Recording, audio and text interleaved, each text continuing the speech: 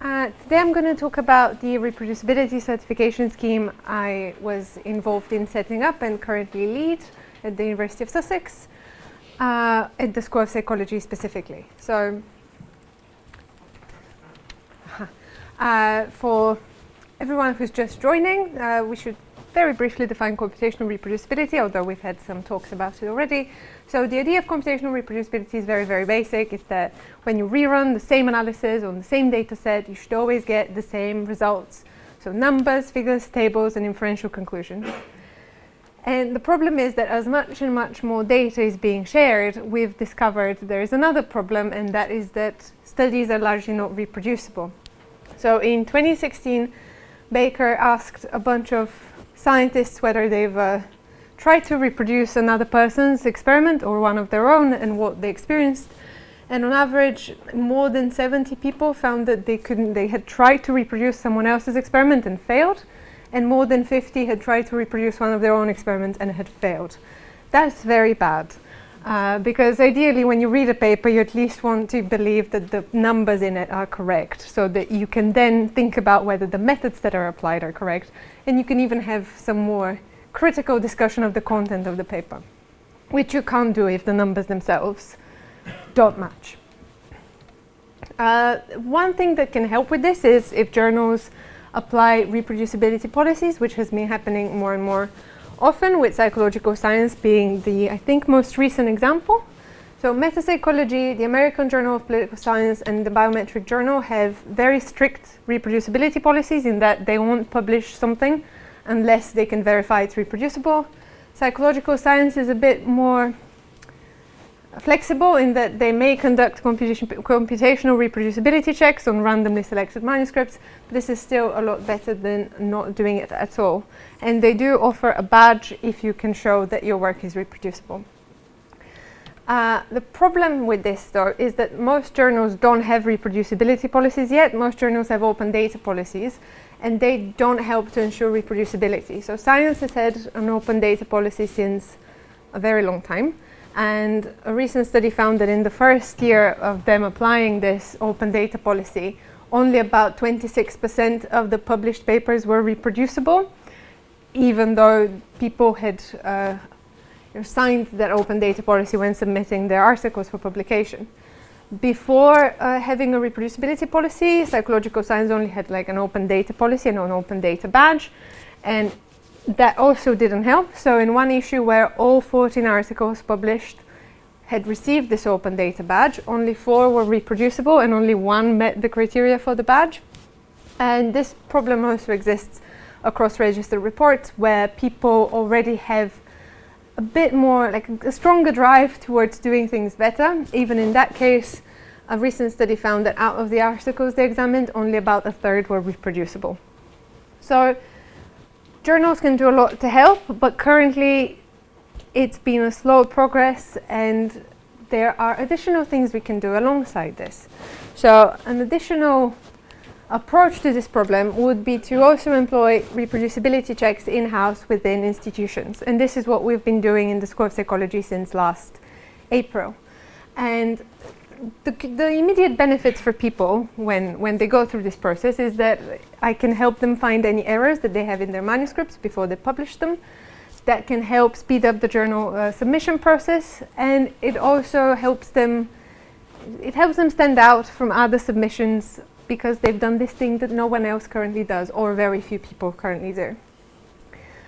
In general, though, the bigger long-term goal is that this can help us create a better culture towards reproducibility and improve research standards and improve the confidence in published research, which currently is pretty low.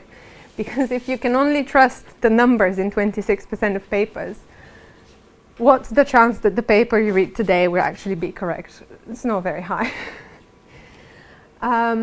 So when I tell people about the scheme, I tell them about all these things. I don't tell them how long it will take and how many times I'll go back to them and ask them to change things, and how long it will take and how much they'll hate me at the end. I'll focus on these nice things. The way that we run this certification scheme is that people who opt in need to make their materials openly available online. That is the only thing that we need. We need the data to be online, and we need whatever analysis materials were used to run the analysis to be online as well. I would then download all of that, try to reproduce the results in the paper. I write a report which focuses on all of the things I could not reproduce and helping them improve the reproducibility of the paper. Then they can make whatever changes they want, if they want to. Sometimes they don't, sometimes they do. And finally, I write a final report, which I put on OSF, that they can then link into their paper as if desired. So far, everyone has wanted to do this. Participation is optional. No one is forced to go through this. It's a very democratic, bottom-up approach where people who want to do the right thing can do the right thing, and this would, after many years, create a drive towards everyone doing the right thing. This is our OSF page, which has all of the completed reproducibility reports to date and the reproducibility report templates that I use. And this is an example of a paper. I think it was the first one that went through. So in the abstract, they have a little line saying that the results have been certified as computationally reproducible by an independent statistician.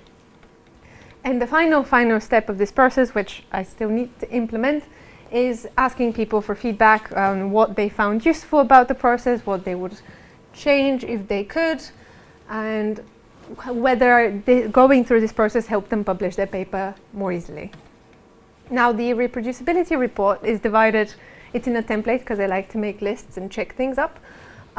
It's divided into 7 sections which focus on different areas of reproducibility, such as whether the data is available online, what data is available, is it the raw data, the pre-processed data, whether any pre-processing is available, is reproducible, and whether there is a description of the data supplied along with the data itself.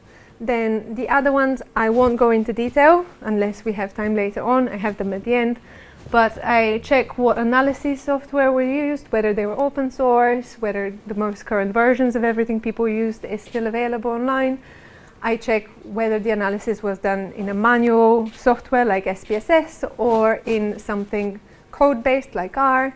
Then I come to the thing people think, the meat of it that people think is all that it is, where I check the results that I get match the results in the paper. I also check whether the inferential conclusions, whether they've supported their hypothesis or not, are also reproducible, and finally figures and tables. Out of all of this, the numerical results take the least amount of time. So people are always a bit confused as to why everything is taking so long and why they have to make all these changes to everything. So far we've had about 20 people contact me to want to go through this process. I've lost 3 people at the stage where I asked them to put their things online. I lost 4 here in between making the initial report and them making amends, which is the one that hurts because this initial report can take an extremely long amount of time depending on how complicated the study is. What is this second arrow for? It's an yes. So it's an iterative process where sometimes we've had to go in circles because they've had to go and redo things again and again and again until I say I'm finally happy. It was supposed to be a one-way street. It's become more two-way, which takes way too much time. Currently 6 are in the final stages of preparation and 7 have been done. Which doesn't sound like a lot, but they're all of the studies I received have been extremely long and extremely complicated. There hasn't been a single one which is just, we did one study on 50 people, we did a t-test, here's our code. Everything had to be several studies, several different analyses, several different software, which I then had to make all into R because I could not bother with SPSS. So it can take an extremely long amount of time depending on how particular you are with what you want this report to say at the end. In the last year, I've noticed a lot of things that can be obstacles to reproducibility, which people don't necessarily think a lot about. Maybe the one that people do think is manually inputting data or manually manipulating, doing your pre-processing manually. this was a problem in several cases and led to people receiving different results when they actually did the pre-processing using code. In one case, the researchers were using deprecated software, and nothing worked anymore. Everything had to be updated. There was also a case of several times I found errors in the software that people were using they didn't know were there, and there was no other way to know other than run it with a few different tools, which you wouldn't think to do because you normally just trust the package in R that you've downloaded that some person you don't know made. You shouldn't do that. The most problematic one is that people don't like writing code books and README files, which I understand because it takes ages to do.